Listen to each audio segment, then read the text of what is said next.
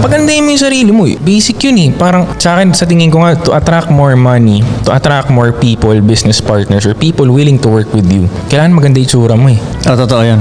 May points Okay, yan. May points yan. hindi lahat ganun tumingin. Hindi lahat, pero majority, ma-judge Una, huhusgahan ka agad sa itsura. Ano lang yun, First judge yun eh. First judge yun. Oo, sa Pero itsura mo, sa damit points mo. lang yun ha, points. Hindi siya yung parang Pero kayo, pinakasabi. hindi lahat, pa rin. hindi Hindi pa lahat, rin. pero majority, huhusgahan ka agad sa itsura mo panglabas agad, di ba? Unang tingin pa lang Kasi sa'yo. kung iisipin mo din naman, may karapatan ka naman talaga mag-judge depende sa damit ng tao eh. Siyempre, kung ano yung pinili niyang damit, yun siya. Diba? Pag tinignan kaya kita ngayon, 80% ng katawan mo covered eh. So, nagre-represent sa'yo ngayon yung Damit suot suot mo. Di ba? Tama. Pero So, para sa akin, paano yung ibang invest in argument yourself. na bakit sila, sino ba yung mga... Steve sila Jobs. soccer? Oo, nakasimpleng damit na lang sila. May Ganyan. ganung argument no?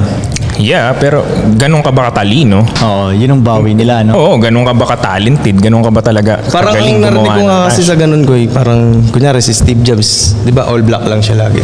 Hindi na siya nag-iisip ng susuotin. Oo, yun yung point. Sayang sa energy ng utak ba?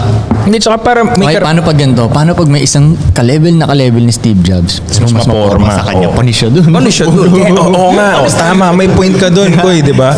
Alam mo, mas maangabawa si Bill Gates, may version siya na maangas pumorma. Mas maangas Sino magsalita. pipiliin mo nga Kasi naman? Kaso may wala ka Bill Gates, talagang panerdy- kilalang ganun eh. Panerdy-nerdy si Bill Gates no? Parang pwede mong ganunin si Bill Gates. Koy, sa mga linya nun nila Bill Gates, wala kang kilala. Hindi, baka hindi natin kilala. Dapat kilala natin yun kung Hindi, big time siya at maangas. Hindi, merong mga ganun, Sobrang low-key lang eh. may mga ganun din na hindi natin nakikita. Iba yung larangan nila ba?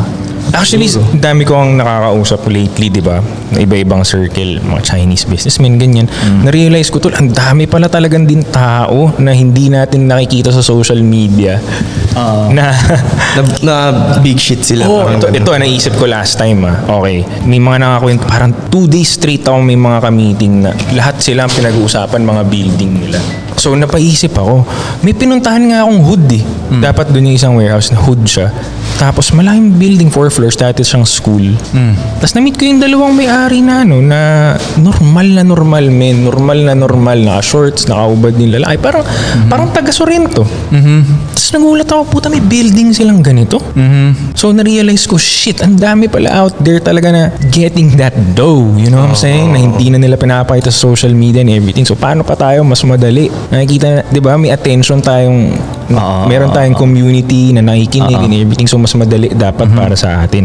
Tapos after nung few days na yun, iniisip ko, okay, ibilangin mo yung building na meron sa Makati. Ilan lang yun.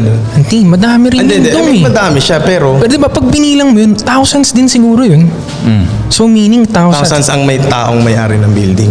Hindi naman lahat ng building na yun successful, bro. Hindi, yung may-ari mismo ng building. Hindi naman porket may building ka, big shit ka. Hindi, para makabili ka at makapagpagawa muna ng building. Ka pa rin, tol. O kahit hindi ka na big shit currently, naging big shit ka for some reason. Kasi nakapagpatayo ka ng building. Yun yung point ko. So parang, shit, ang dami palang tao naman nakakaya ng building na yan o whatever o kung ano mang riches, di ba? So, yeah. So bibilisan ko lalo yung goal. Tataasan agad yung goal na, ang daming may kaya pala eh. Ang dami talaga eh. Tsaka ako lang naisip yun nung buildings, naisip, dami-daming buildings sa Makati. Meaning, dami naman palang may kaya gumawa ng building. Alam naman isa lang may-ari nung lahat ng yun. Dami-dami din nun, di ba? Iba-ibang tao. Yung iba pa dun, isang tao, 5 yung building. Oo, di ba? So, hindi, marami talagang malupit. So, yun nga talaga yung point eh. So, taasan pa natin yung goals na yan.